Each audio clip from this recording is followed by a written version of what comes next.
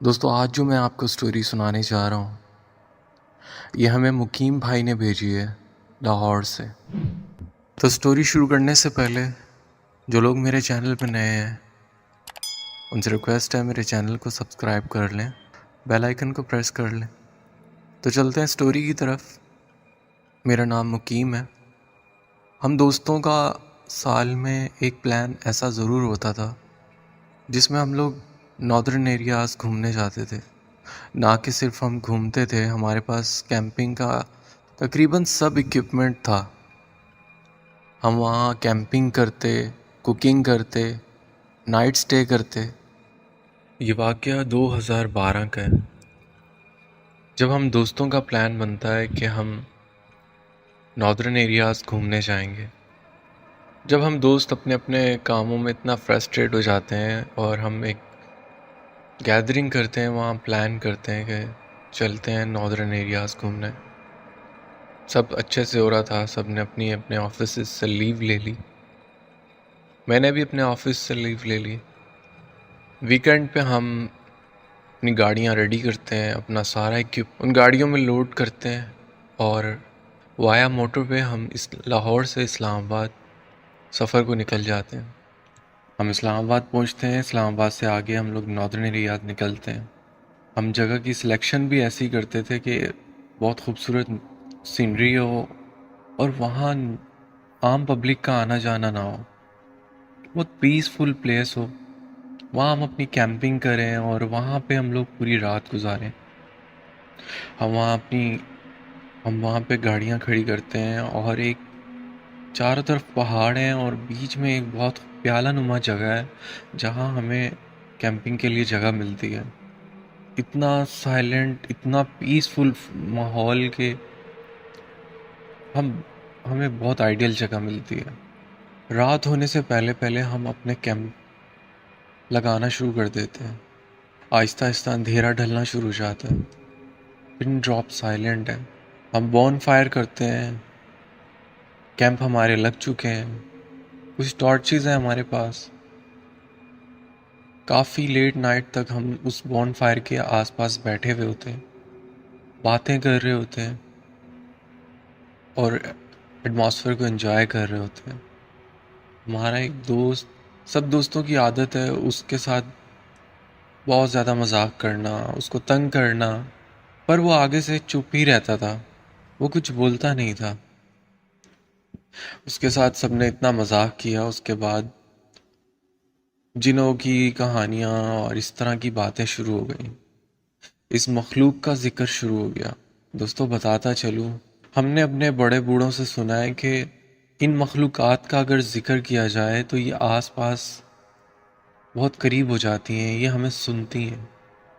अब हम बातों में इतने मशगूल हो गए और मैं नोटिस करता हूँ वो मेरा एक दोस्त जिसको सब तंग करते हैं, वो चुप करके बैठा हुआ है। उसके चेहरे के एक्सप्रेशन सही नहीं है। काफ़ी रात हो चुकी है और हम लोग अपने अपने कैंप में सोने चले जाते हैं। मैं कुछ देर अपने मोबाइल पे अपनी पिक्चर्स वगैरह देखते देखते मुझे नींद आ जाती है और मैं सो जाता हूँ। रात के एक पहर मुझे हल्की हल्की विस्परिंग की आवाज़ आ रही है जिससे मेरी आँख खुल जाती है। जैसा कि मैंने आपको बताया है कि इतना पिन ड्रॉप साइलेंट था कि कोई दूर से भी बात कर रहा हो तो उसकी आवाज़ साफ सुनाई दे। वो विस्परिंग मुझे मुसलसल आ रही है। मैं थोड़ा डरता हूँ और मैं अपने टेंट का जिप खोलता हूँ और बाहर झांकता हूँ। मुझे कुछ नज़र नहीं आ रहा। मैं अपनी टॉर्च लेता हूँ, मैं अपने चारों तरफ मारता हूँ। वो बॉन फायर जो हमने लगाई थी उसकी रोशनी भी मद्धम पड़ गई है। वो आग बुझ गई है। अब घुप अंधेरा है, लेकिन वो आवाज़ मुझे आए जा रही है। वो विस्परिंग की आवाज़ मुझे आ रही है। वो मुझे बहुत डिस्टर्ब कर रही है। मैं अपने टेंट से निकलता हूँ। चारों तरफ दूसरे दोस्तों के भी टेंट हैं।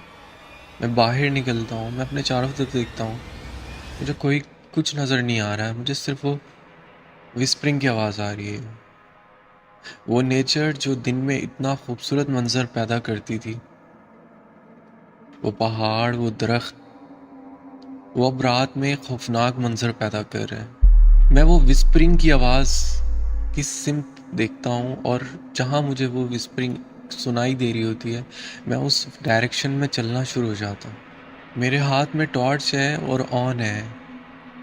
मैं देखता हूँ थोड़ी सी ढलवान जगह पे मुझे थोड़ा सा नीचे जाना पड़ता है। मैं आगे जाके देखता हूँ वो जंगल शुरू हो जाता है।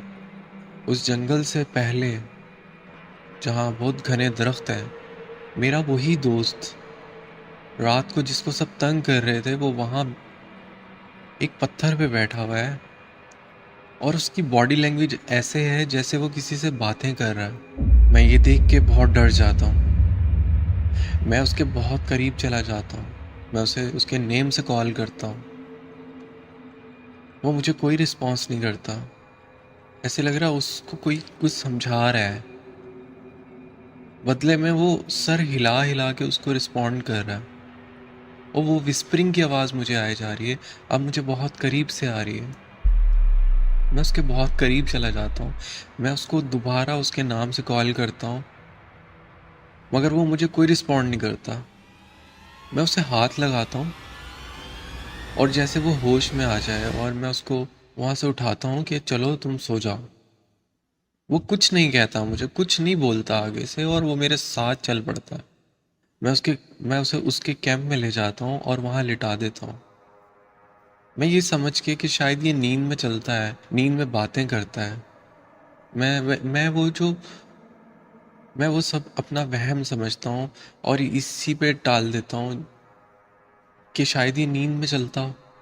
मगर मेरा सिक्स सेंस मुझे अच्छी वाइब्स नहीं दे रहा था। मेरा सिक्स सेंस कह रहा था कि ये कुछ ना कुछ गलत है, कुछ ना कुछ अलग है। मैं अपने कैंप में आके लेट जाता हूँ। मुझे बहुत वियर्ड फीलिंग आ रही होती है। पिन ड्रॉप साइलेंट है, सब सो गए हैं और मुझे अब खौफ से नींद नहीं आ रही। काफ़ी देर गुजर जाने के बाद पता नहीं कब मेरी आंख लग जाती है और मेरी फिर आंख खुलती है। एक एक नॉइज़ पैदा हो रही है, जैसे कोई पैराशूट के कपड़े पे अपने नेल से स्क्रैच कर रहा हो। बताता चलूँ, मेरा जो कैंप है वो एक पैराशूट के कपड़े से बना हुआ है और उस पे बाहर कोई खड़ा हुआ है और उस पे अपने नेल से स्क्रैच कर रहा है। उसकी एक इतनी इतनी क्रीपी वॉइस पैदा हो रही है कि मैं बहुत खौफज़दा हो जाता हूँ। ऐसा कौन कर सकता है? कौन खड़ा है ये बाहर? मैं बहुत खौफज़दा हो जाता हूँ। मैं जो ब्लैंकेट ओढ़ के लेटा हुआ होता हूँ उसमें और दुबक जाता हूँ। मैं अपने मुंह पे कर लेता हूँ, पर वो आवाज़ मुझे सोने नहीं दे रही है। मैं उससे बहुत खौफज़दा हूँ।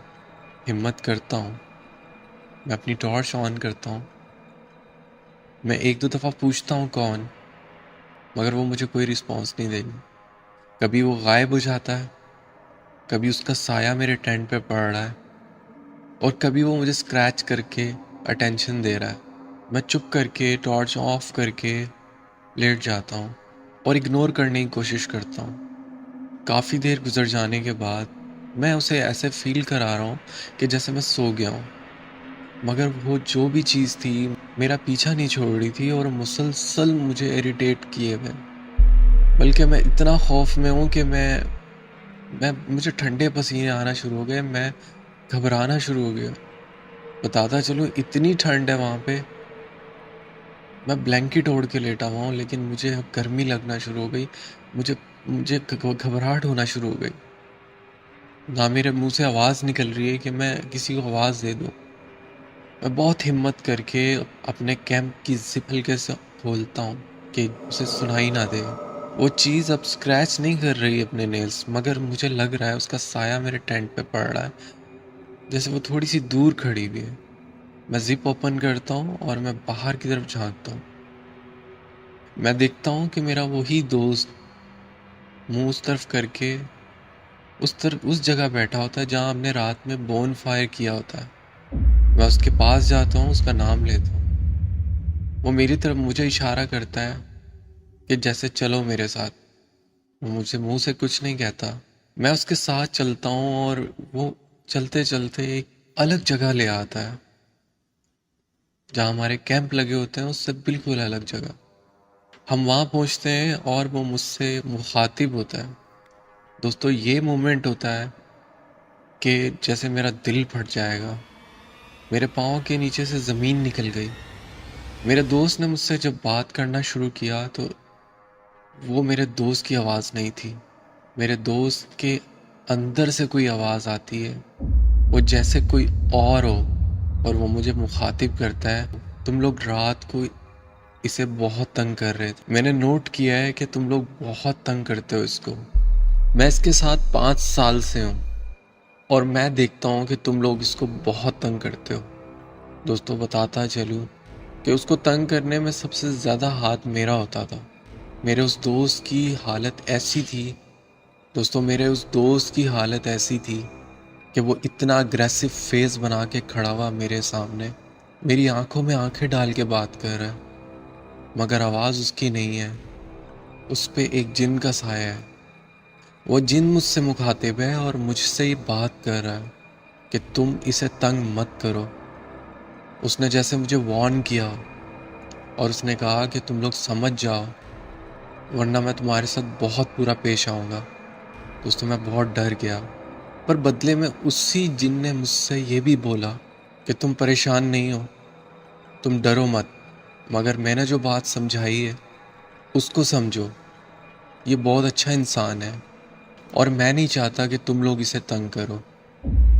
दोस्तों मैं डर तो बहुत गया था उसकी आवाज़ से, उस खौफनाक मंजर से, उस पिन ड्रॉप साइलेंट से, उस जंगल से। जिस जगह हम खड़े हुए हैं वहाँ मैं और वो हैं। मेरा दोस्त तो बज़ाहिर खुद तो मेरे साथ है, मगर वो मेरे साथ है भी नहीं। वो कोई चीज़ और उसके ऊपर हावी है जो मुझसे मुखातिब है। मैं बहुत खौफज़दा हूँ, मेरे हाथ पाँव कब कपा रहे हैं।